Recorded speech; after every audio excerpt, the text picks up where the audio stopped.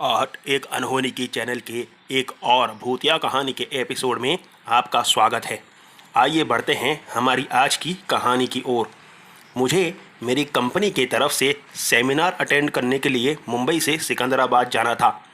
बारिश की वजह से मुझे ट्रेन पकड़ने में काफ़ी दिक्कत का सामना करना पड़ा था और मैं भीग भी गई थी।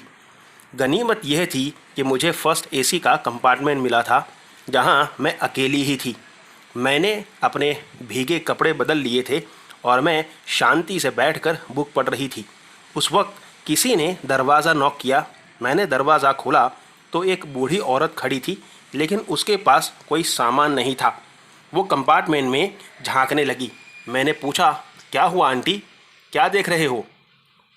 आपका कैबिन और सीट नंबर कौन सा है? उसने कहा, यही कैबिन है मेरा, कहकर अंदर चली आई। उसके पास कोई सामान ना होना मुझे बड़ा शकी बना रहा था। मैंने फिर से उनसे पूछा, आपका सामान कहाँ है? इस पर वो औरत इतनी गंदी और डरावनी नज़रों से मेरे सामने देखने लगी कि मेरी दोबारा कुछ भी पूछने की हिम्मत ही नहीं हुई। वो औरत मेरी सीट पर किनारे पर पसर के बैठ गई। मैंने सीट बदल ली और सामने की सीट पर बैठकर किताब पढ़ने लगी। कुछ देर में सूप देने के लिए अटेंडेंट आया, जिसने 2 पैसेंजर देखे तो 2 सूप रख के चला गया। कुछ देर बाद डिनर सर्व करने वाला अटेंडेंट कैबिन में आया। उसने टेबल निकाला और 2 डिश रखी और खाना सर्व कर रहा था।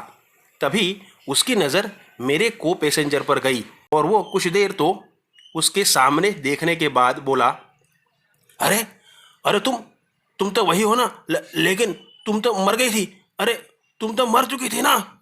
ऐसा चिल्लाता हुआ वो अटेंडेंट कैबिन खोलकर भागा। मेरी तो सांस ही अटक गई जब मैंने उसके मुंह से ये सुना कि वो औरत मर चुकी थी। मैं डर कर एक कोने में सिमट गई।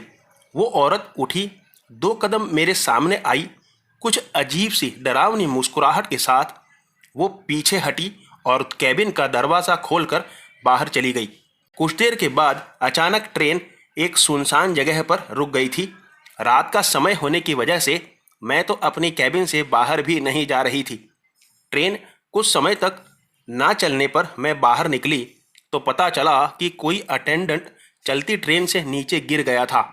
वो मर गया था या जिंदा था ये तो मुझे नहीं पता, लेकिन मैंने उस वक्त किसी से कोई बात ना करते हुए अपने आप को कैबिन में बंद ही कर लिया था। दूसरे दिन मॉर्निंग में जब चाय के लिए अटेंडेंट ने दरवाज़ा खोला तो वो वही अटेंडेंट था जो उस औरत को देखकर भागा था। उसने सामने से मुझे सिर्फ इतना कहा, कल लालजी रात को मारा गया। मैं आपसे ज़्यादा कुछ बात नहीं कर सकता। ये मेरा भी इस ट्रेन में आखिरी सफ़र है। अब मैं ये नौकरी छोड़ रहा हूँ। वो औरत कौन थी, लालजी से उसका क्या कनेक्शन था और उस अटेंडेंट ने जॉब क्यों छोड़ी, ये सब कुछ मुझे कभी भी पता नहीं चल पाया। मैं सिर्फ इतना अनुमान लगा सकती हूँ कि उस औरत के साथ कुछ गलत ज़रूर हुआ होगा।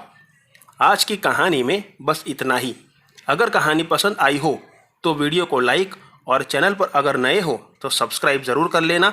आपसे मुलाकात होगी ऐसी ही एक और भूतिया कहानी के साथ अगले वीडियो में। तब तक बाय एंड टेक केयर।